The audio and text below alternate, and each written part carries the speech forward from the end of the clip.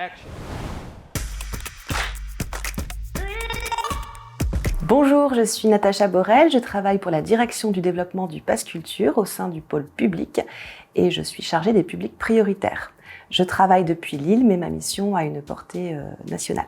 La direction du développement, c'est la direction qui est présente sur l'ensemble des territoires, qui met en place des partenariats avec différentes structures. Donc, ce peut être des associations, des collectivités, des médiathèques, des théâtres, des musées, et puis aussi qui fait le lien avec des partenaires en lien avec la jeunesse, comme des structures d'insertion ou des associations. Le pôle public fait partie de la direction du développement. Son rôle est de coordonner les partenariats avec les structures en lien avec la jeunesse sur l'ensemble des territoires, de proposer des ressources aux équipes régionales pour qu'elles mettent aussi en place ces partenariats. Et puis, le pôle public coordonne aussi en interne toutes les actions liées à ces mêmes partenariats. Il travaille également au développement du programme Ambassadeurs, toujours en lien avec les territoires. Donc, les ambassadeurs, ce sont des jeunes qui font la promotion du Pass Culture auprès de leurs pairs. J'ai en charge la dimension publique prioritaire.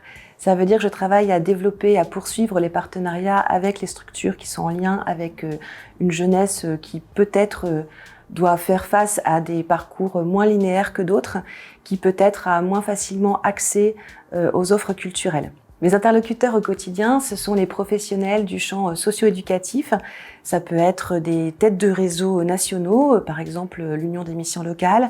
Ce peut être aussi des éducateurs, des formateurs. En tout cas, toutes ces personnes qui connaissent bien la jeunesse dont je viens de parler et qui peuvent nous accompagner pour bien informer ces jeunes sur leur droit au Pass Culture et l'utilisation qu'ils peuvent en faire.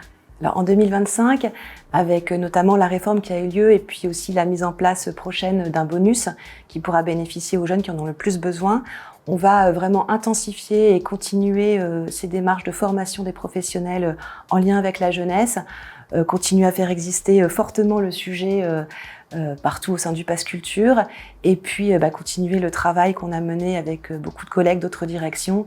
Je pense par exemple à un webinaire qu'on met en place chaque mois à destination des professionnels du champ socio-éducatif ou également par exemple une information récurrente comme la lettre d'information qui est transmise tous les trimestres à ces mêmes professionnels. Ce que j'apprécie dans mon métier au sein du Pass Culture, en fait, ce sont plusieurs choses. D'abord parce que ça fait sens pour moi.